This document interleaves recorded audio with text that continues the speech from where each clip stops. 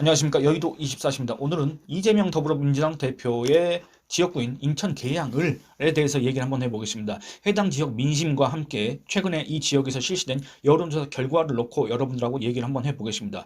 이재명 더불어민주당 대표가 성남 사람, 성남에 연고가 있지 않습니까? 그런데 굳이 인천 계양을 거리도 멉니다. 아마 차 타고 가려면 1시간 반, 2시간 걸릴 텐데 인천 계양을까지 와가지고 국회의원에 나선 까닭이 뭐겠습니까? 당연히 여기가 당선되기가 쉬우니까, 자기가 당선될 가능성이 있으니까, 민주당의 텃밭이고 국민의힘의 불모지니까 그때 나왔던 거 아니겠습니까? 온갖 비판을 무릅쓰고 비난을 무릅쓰고. 제가 중앙선관위에 들어가서 역대 선거 정보를 확인하지는 않았습니다만 들어보니까 이 지역이 20년 동안 보수 정당 후보가 당선된 적이 없을 정도로 아주 국민의힘한테는 불모지나 다름없고 민주당의 텃밭이다, 거의 호남이다, 이런 평가들이 있습니다. 그리고 심지어는 2022년 대선과 지방선거에서 이 경기도 내지는 인천 아니면 전국 선거 이 판세는 어땠습니까? 다 윤석열 대통령이 이겼고 그다음에 국민의힘이 이긴 거 아니겠습니까? 그런데 이 지역에서는 민주당이 이겼다 그겁니다. 계양을. 그러니까 이걸 보면은 이 계양을이란 지역이 얼마나 어렵냐 이걸 우리가 알 수가 있습니다. 그래서 원희룡 전 국토부 장관 지지율이 이재명 대표보다 좀 낮게 나온다고 하더라도 그거는 지금 현재 그렇다는 거고 현실이 그렇다는 거고 지금까지 이 지역의 민심이 그래 왔다는 거를 그냥 참고 삼아야지 앞으로도 계속 그럴 것이다 이렇게 단정할 수는 없다 그겁니다. 현재 계양을 민심을 전하는 기사를 한 토막 여러분들하고 한번 읽어보려고 합니다. 이게 2월 13일자 한국일보에 나온 기사입니다. 이 계양을 제가 이제 기사를 읽어보겠습니다. 거물 정치인의 맞대결을 기대하며 분위기를 달구는 외부의 시각과 딴판이었다. 지역 연고 없는 후보를 내세우려는 여야 정치권에 대한 불신과 불만이 팽배했다. 송영길 전 민주당 대표가 내리 5선 의원을 지내고도 돌연 서울시장 선거에 출마하고 빈자리를 외지에서 온 이 대표가 채우면서 주민들은 이미 자존심에 큰 상처를 입었다. 중년의 택시기사는 이곳에서 30년을 살았지만 여기 사람들은 나오는 대로 찍어주는 바보 호구가 됐다고 푸념했다. 반면 주민들은 두 정치인에 대해 썩 달가운 표정이 아니었다. 여기서 말하는 두 정치인이라는 것은 원희룡 이재명 또는 이재명 원희룡 이 두 사람을 얘기하는 겁니다. 상인 정모 씨는 두 사람 다 이곳에 오면 안 된다고 생각한다. 아무 연고도 없는데 여기서 뭘 어떻게 하겠나. 주민들은 시끄러 죽겠다. 계양을 해서 20년 동안 거주한 최모 씨는 그동안 민주당만 찍어왔는데 이번에는 아예 투표를 하지 않을까 싶다며 두 후보 모두 국민을 위해서 온 것도 아니고 이 지역을 위해서 온 것도 아니지 않느냐라고 얘기했습니다. 이 부분이 중요한 겁니다. 그러니까 이 인천 계양을 주민 입장에서 봤을 때는 이재명, 원희룡 두 사람 다 이 해당 지역의 발전을 위해서 온 게 아니다. 자기의 어떤 그 정치적 인지도 이런 걸 쌓기 위해서 자기의 대권 가도를 위해서 지금 온 거 아니냐 지금 이렇게 묻고 있다 그겁니다. 이거는 뒤에 제가 얘기하겠지만 아주 중요한 포인트라고 생각을 합니다. 그리고 백민성 씨는 국가를 위해 일할 사람이 없어 보여서 무효표를 던진 생각이라고 잘라 말했다 이렇게 얘기했습니다. 계양을 민심을 전해드렸습니다. 다시 여론조사 이제 얘기를 해보겠습니다만 이 최근에 실시된 여론조사가 있습니다. 뉴스토마토가 미디어토마토에 의뢰해서 13일과 14일 인천 계양을 거주 성인 남녀 1000명을 대상으로 무선 ARS 조사를 실시했습니다. 여러분들 여기서 무선 ARS라고 제가 굳이 얘기한 이유가 있습니다. 지금까지 이제 제 영상을 보신 분들은 알겠지만 이 무선 ARS 조사 방식이 더불어민주당에 유리하다는 평가가 여론조사 전문가들 사이에서는 이미 중론입니다. 그럼 왜 그러느냐? 그럼 뭐 이유가 딱히 정해져 있지는 않습니다만 이 무선 ARS 조사를 하는 게 그 소위 말하는 정치 고관여층이 무슨 ARS에 더 아니 그렇지 않습니까? 우리가 ARS 딱 여론조사 전화 많이 받는데 우리 같은 사람들은 그냥 끊어버리지 않습니까? 근데 정치 고관여층은 여기에 참여를 한다 그겁니다. 근데 그 참여하는 비중이 더불어민주당 지지층이 많이 잡히는 것 같다. 이런 식으로 지금 전문가들은 추측을 하고 있는데 그래서 실제로 무선 ARS 조사 방식으로 실시된 그 여론조사 결과 최근까지의 그걸 보면 더불어민주당이 좀 더 결과가 좋게 나오는 경향이 있었습니다. 물론 이건 확실한 건 아닙니다. 이 해당 여론조사 표본 오차는 플러스 마이너스 3.1%포인트입니다. 보통 지역 여론조사를 돌릴 때 여러분들 표본 수가 한 500명 정도 됩니다. 뭐 500명에 약간 못 미치거나 아니면 500명을 조금 넘는데 그것도 많이 넘는 것도 아니고 한 500 몇 명, 510명 미만입니다. 근데 이 해당 여론조사 표본이 얼마냐면은 1000명입니다. 그러니까 일반적인 지역구 여론조사를 하는 것보다 표본 규모가 2배다 그겁니다. 그리고 그러니까 이게 표본 규모가 2배인 점. 그 다음에 이 해당 조사 방식이 더불어민주당한테 유리하다고 이렇게 평가받는 무선 ARS 조사 방식이란 점, 이 두 가지를 먼저 감안한 다음에 아마 제가 뒤에 얘기할 그 결과를 들으시는 게 나을 것 같습니다. 근데 어쨌든 이 여론조사 결과 단적으로 말씀드리면 이재명 더불어민주당 대표가 원희룡 국토부 장관을 오차범위 밖에서 앞서는 걸로 나왔습니다만 이재명 대표가 그렇게 좋아할 상황은 아닙니다. 왜 그러냐면 그 이유를 말씀드려 보겠습니다. 이 해당 여론조사 중에서 설문 중에서 이런 게 있었습니다. 현역 의원 재신임 또는 교체 의향을 묻는 조사가 있었습니다. 그러니까 지금 현재 현역 의원이 이재명 더불어민주당 대표지 않습니까? 그러니까 인천 계양을 주민들한테 이재명이를 한 번 더 뽑을래 아니면 바꿀래 이렇게 물어봤다 그겁니다. 그랬더니 한 번 더 뽑겠다라고 응답한 비율이 46.2. 나 이재명 싫다 바꾸겠다. 싫다까지는 얘기 안 했고 나 다른 사람으로 바꾸겠다라고 한 게 49.6입니다. 그러면 여러분들 얼마입니까? 3.4%포인트 교체 의견이 많았다 그겁니다. 다만 오차 범위가 플러스 마이너스 3.1%포인트라는 점을 감안하면 오차 범위 안에 있기 때문에 바꾸자, 교체 의견이 확실히 많다 이렇게 단정지어서 얘기하기는 어렵습니다. 그 격차가 표본 오차 범위 안에 있어서 얘기하기는 쉽지 않지만 어쨌든 이재명 더불어민주당 대표가 대권주자였다는 점, 이재명 대표가 제1야당의 대표라는 점, 이재명 더불어민주당 대표가 숱한 여론조사에서 아직도 유력 대선 주자로 인정받고 있는 점, 그것도 순위가 1위, 2위를 기록하고 있는 점 등을 고려했을 때 그 사람의 지역구, 그것도 그 사람이 4년을 꽉 채운 것도 아닙니다. 이제 2년도 안 됐습니다. 아직도.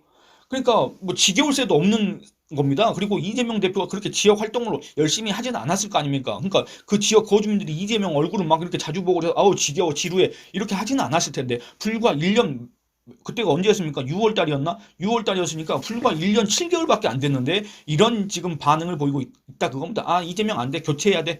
요게 모차 범위 안에서 더 의견이 많다.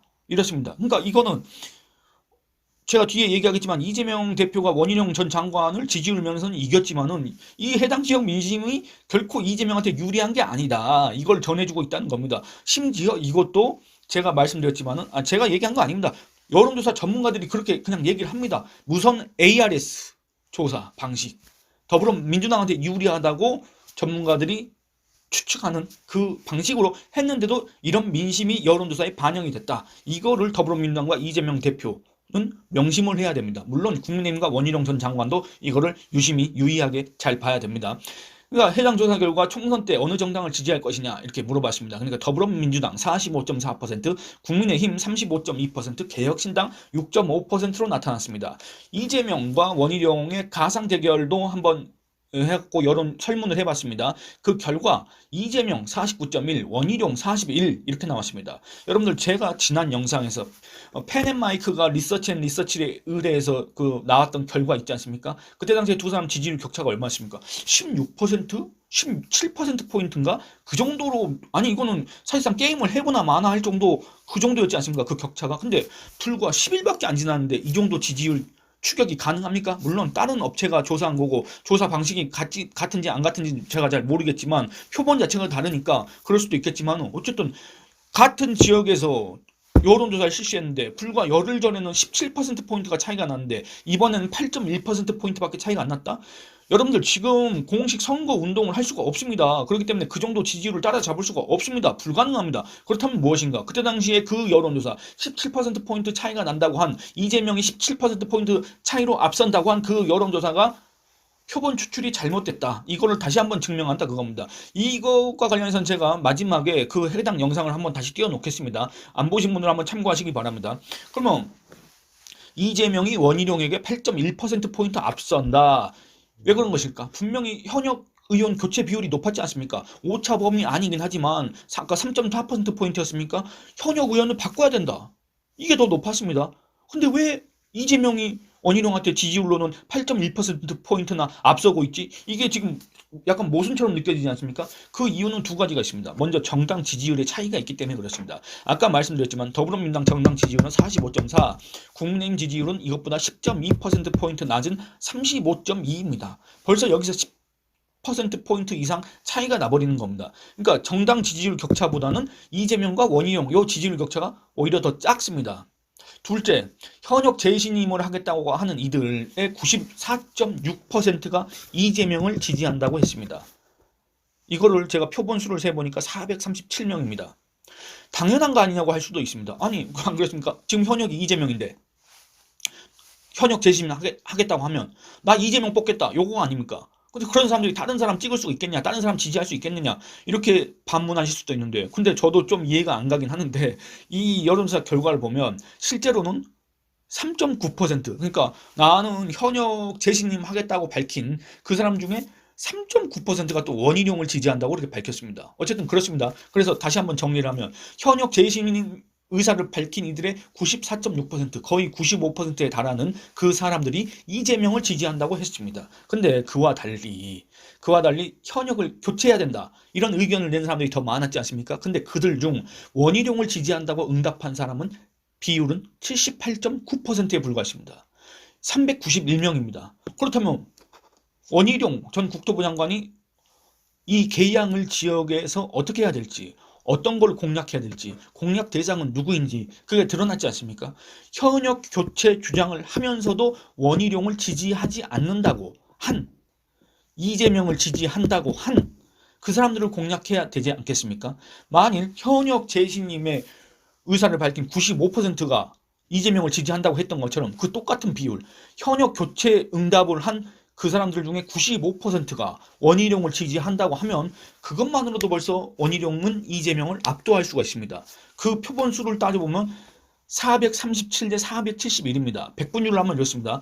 이재명이 지지율이 43.7일 때 원희룡 지지율은 47.1이 된다 그겁니다. 물론 이것도 오차범위 아니긴 하지만 어쨌든 지금은 8.1%포인트 차로 오차범위 밖에서 원희룡이 뒤지고 있는데, 이 사람들 현역을 교체해야 된다고 주장한 사람들의 지지를 이재명만큼만 끌어모으면 이긴다 그겁니다. 오차범위 안에서 이긴다 그겁니다. 그렇다면 원희룡 전 국토부 장관은 이 사람들을 어떻게 데리고 올 수가 있겠습니까? 당연하게도 원희룡, 제가 계속 얘기하지만 원희룡은 국토부 장관을 했습니다. 광역단체장도 했습니다. 도시개발에 대해서는 잘 알고 있습니다. 이 도시개발이 왜 중요하느냐? 어느 곳이나 마찬가지일 겁니다. 어느 곳이나 자기가 살고 있는 곳이 발전하길 바랄 겁니다. 근데 이 계양을이 속한 이 계양구가 1990년대 그때 당시에 머물러 있다, 이런 평가가 지배적입니다. 재개발, 재건축 해야 될 곳이 많다, 이런 평가를 받는 곳인데, 근데 여기는 멈춰 있습니다. 정체돼 있습니다. 근데 그 옆에 있는 부평구는 이미 2000년대에 개발해서 조금 나은 편이고, 그 다음에 그 옆에는 또 청라 신도시네, 뭐 계양 신도시네, 이런 것들이 들어서 가지고 이 계양구, 이 계양을 지역이 마치 도심 속의 섬이라고 해야 될까? 아니면 갈라파고스라고 해야 될까? 그렇게 약간 정체된 듯한 그런 모습을 보이고 있다 그겁니다. 그러니까 이 해당 지역의 주민들은 그런 거에 대해서 니즈 또는 수요를 갖고 있다. 그렇다면 이거를 공급해 주는 사람, 이거를 추진할 수 있는 사람, 그런 사람을 당연히 찍어줄 거 아니겠습니까? 그렇기 때문에 현역을 교체해야 된다는 의견이 높지 않겠습니까? 이거를 이제 원희룡 전 장관이 파고 들어야 되는데, 안 그래도 이제 원희룡 전 장관은 국토부 장관 출신이기 때문에 그 전부터도 뭐 꼭 이 계양을 해 나가야 되겠다라고 생각하기 전부터도 아마 자기가 이런저런 그런 생각을 다 정리를 하면서 공약들을 마련해 놨을 겁니다.